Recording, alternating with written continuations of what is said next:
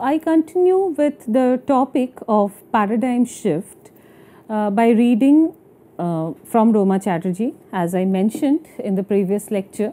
So, in this part, I am going to read out some of the parts. So, I am using this book as a reference, that is Roma Chatterjee's Speaking with Pictures, that is written by Roma Chatterjee, Speaking with Pictures, Folk Art and the Narrative Tradition in India, and printed by Routledge publication.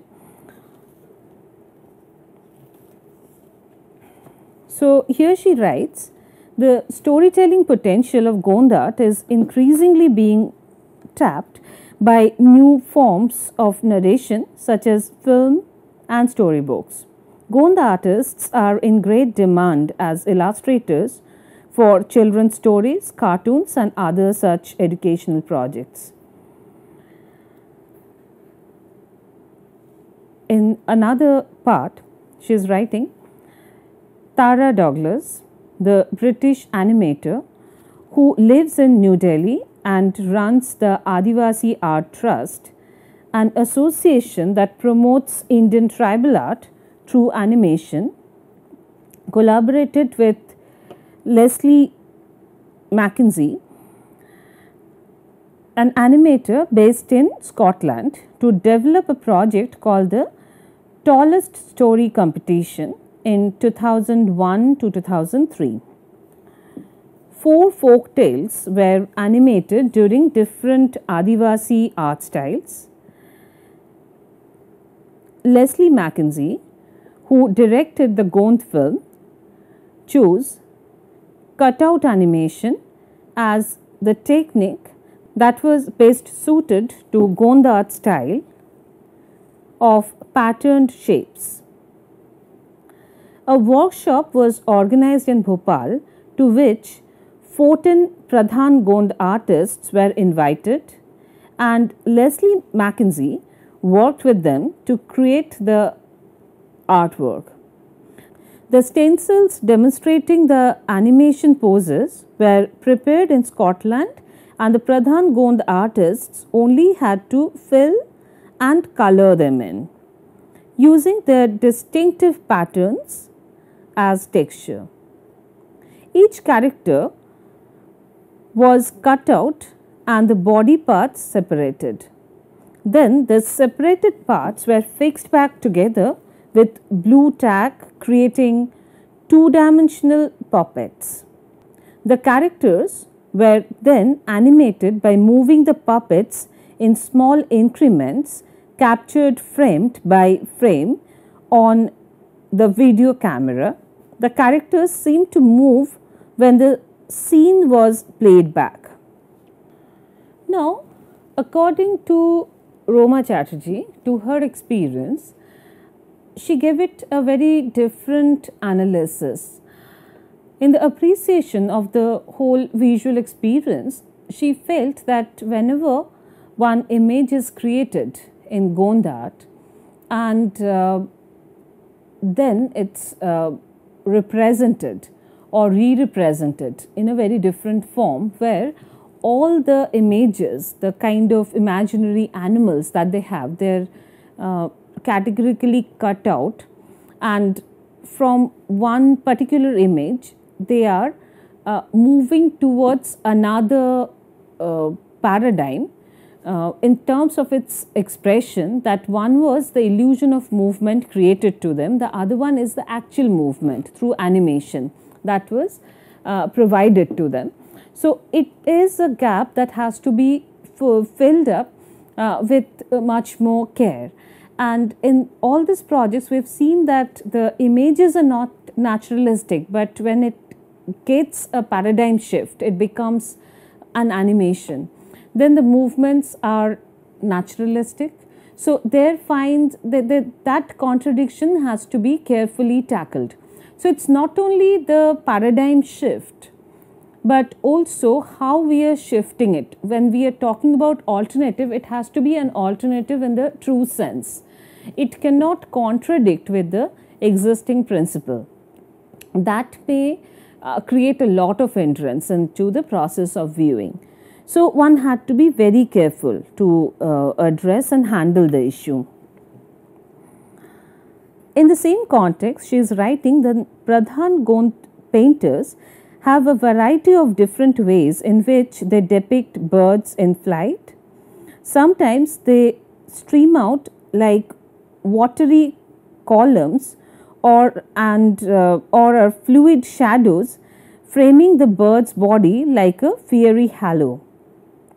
Some birds seem to be wingless, like the hapless bird that lies on its back with its beak open, desperately trying to swallow drops of rain that might fall from the parched sky overhead. Birds do not always look like birds in the tradition. Sometimes they look like fabulous creatures from another world, and that is the characteristic of Gond.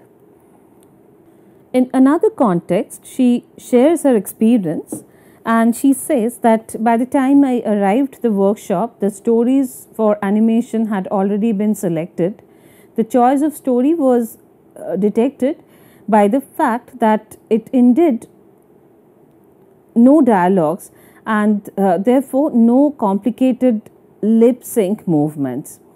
The Gond story, The Squirrel's Dream, Gilhari Ke Sapne, is a much loved story and often illustrated by Pradhan Gond artists.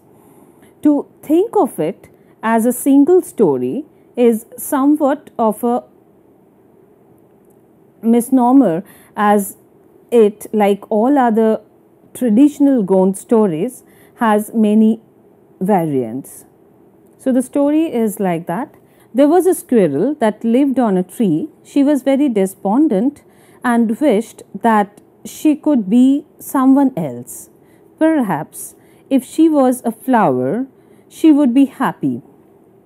But then she saw a bee seeping nectar from the flower. Perhaps it would be better to be a fruit instead.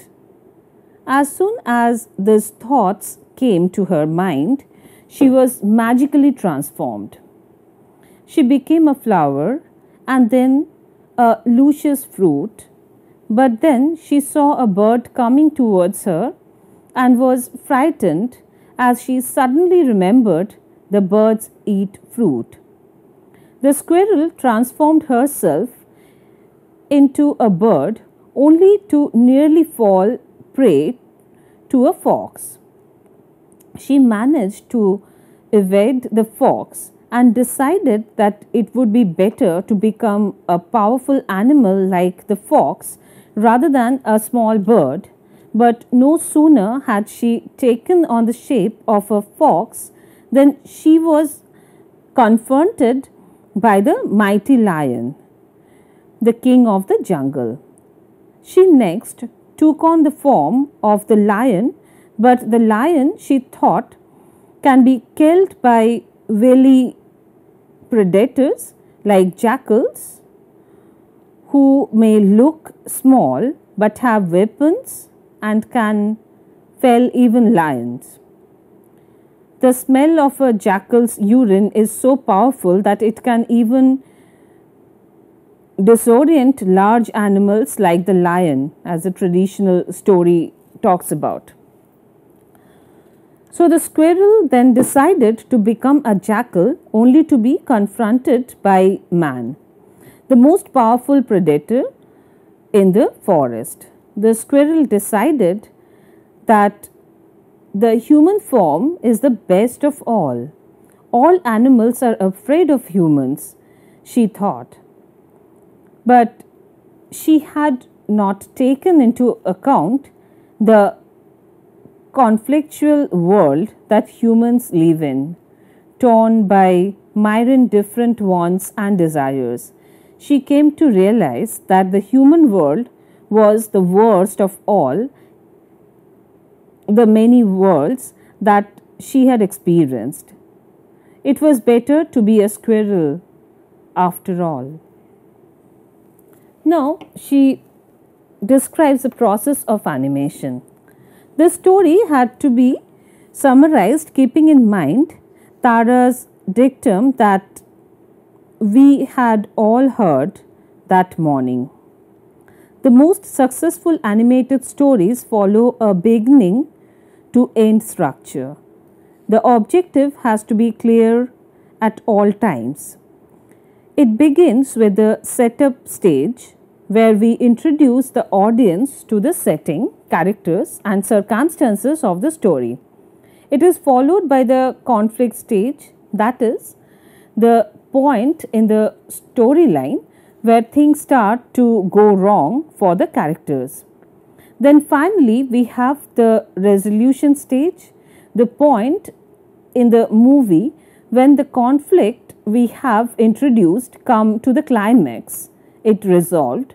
A failed story is when the audience is confused about the end. In an oral tradition, there is much dialogue and many side stories. In animation, there is more action, less dialogue, and a simple storyline. A film should be a fulfilling storytelling experience and an expression of characterization and personality. There was a moment of confusion when the NID students who were advised the group asked about the motivation of the story, what it was about. Tara had talked about the financial aspect. Animation is an expensive business and the artists had to think of a long line, the saransh. A few sentences that would give a prospective investor or distributor the immediate sense of what the story was about. Narmada Prasad and Venkat, the two most articulate members of the Gond team, said that the theme was motivation enough. The story recorded the lifetime of all creation from birth to death. The squirrel's dream was the dream of each Atma or the soul. The squirrel represents the Atma. Narmada Prasad said, we have to go through 84 wombs to be born as human. 84 lakh, Venkat corrected. Man is the biggest animal of all, but even he is scared of something. Man is scared of life. But the NID students were not satisfied. There must be a reason why the squirrel is dissatisfied. We will have to show it in the film. See, there the shift in paradigm is happening. So one has to also give it into its completion, because it's not just the complements of the folk tale, but this is a animation film, a complete animation film with complete into it. So they went over the story step by step according to the logic of animation. The story had contributions which made the motivation of the main protagonist unclear. The story was divided into stages, each stage is determined by the transformation of the squirrel. The motivation for transformation was clear to the student. The squirrel changes into that which she most fears at the particular moment. But in the beginning, she envies the beauty of the flower. That too is understandable, but why should she change into a fruit when she sees the bee approaching? So, it was decided that instead of a fruit, the next transformation should be into a bee. Ravi, Narmada Prasad's teenage son, who probably had the most experience with modern forms of storytelling such as cartoons, was not convinced that the fox posed a threat to the bird. Birds can fly away, he said. The logic of the original story is such that the successive stages of transformation are determined by the idea of sentience.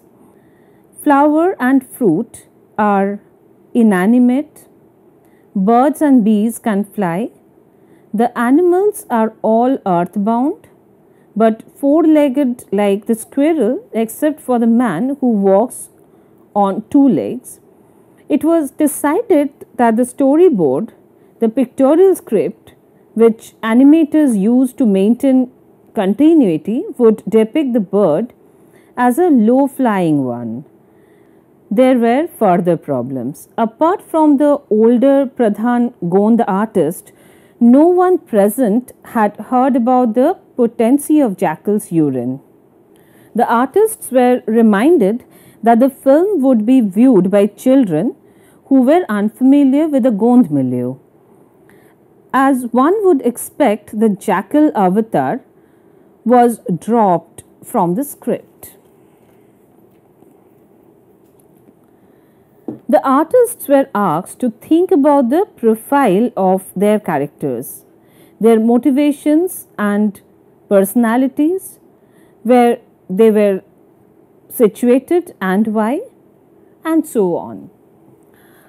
She writes the detailed description of the making, but our focus is right now on the different possibilities of the medium.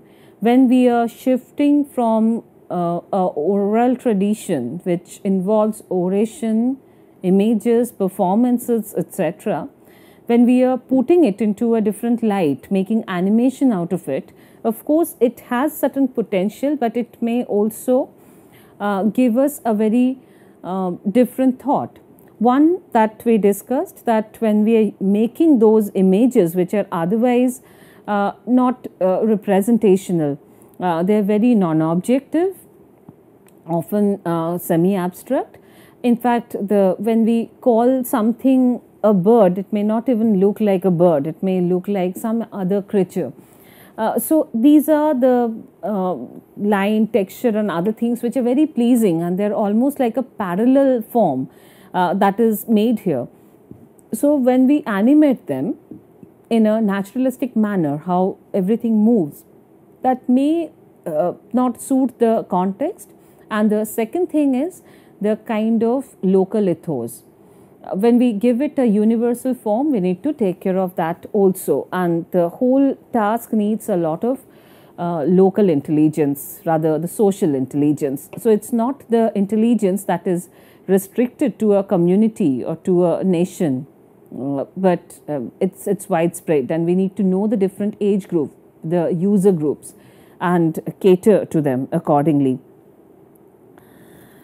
So from here I am moving to another experience which is shared by her into the context, though it's not very fair to read the books partially, but this is the best way I can present it. But I would like you to read the full book to know many more case studies and extensive field works that is involved into the work.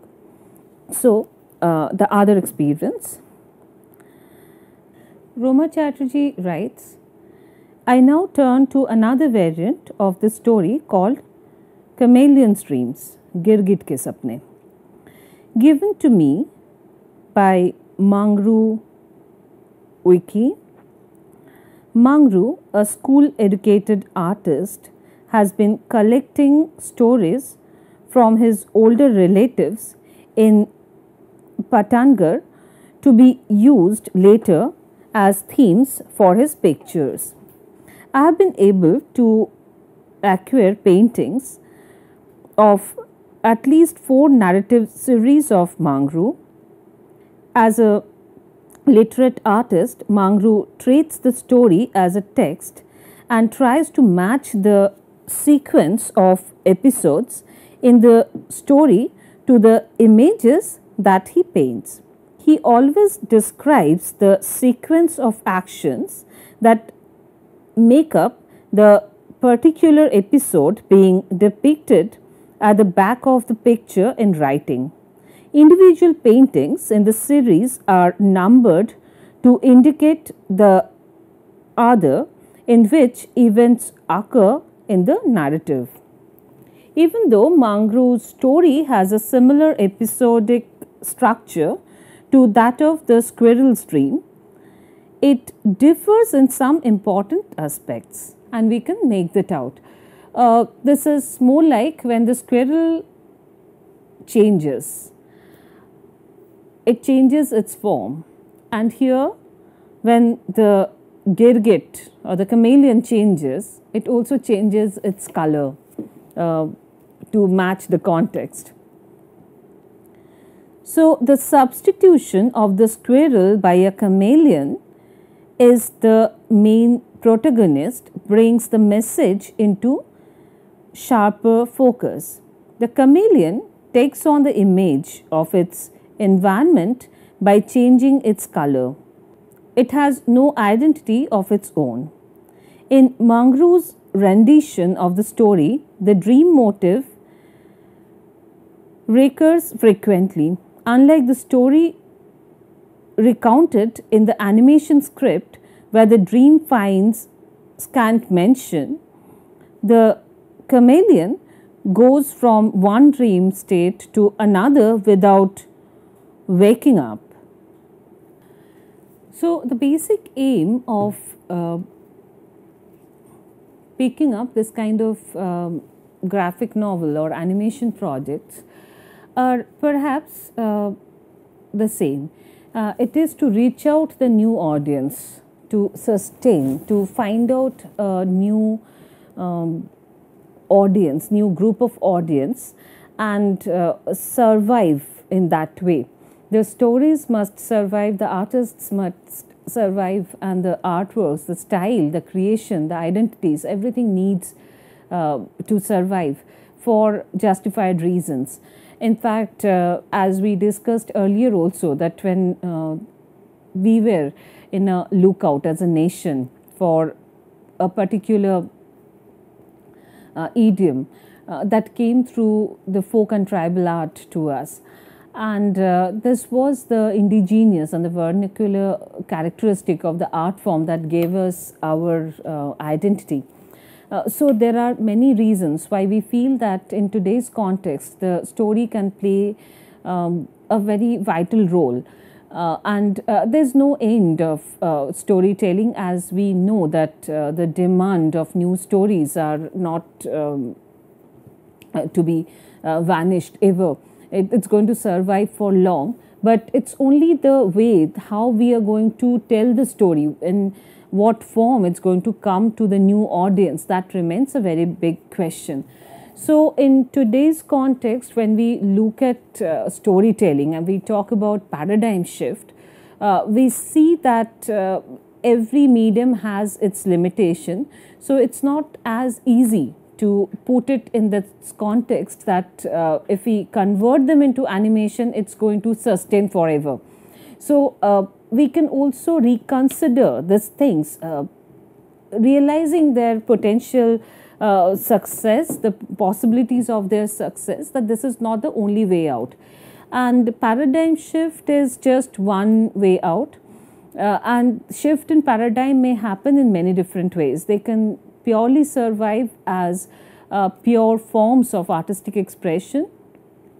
It can also find out its new place into the museums, galleries, and other places. So paradigm shift is just one of the possibilities that we realized through this discussion, but there are many other ventures that are being made in this direction, and it's going on. So we must also be in a constant lookout to find them and get into the research and extend it further.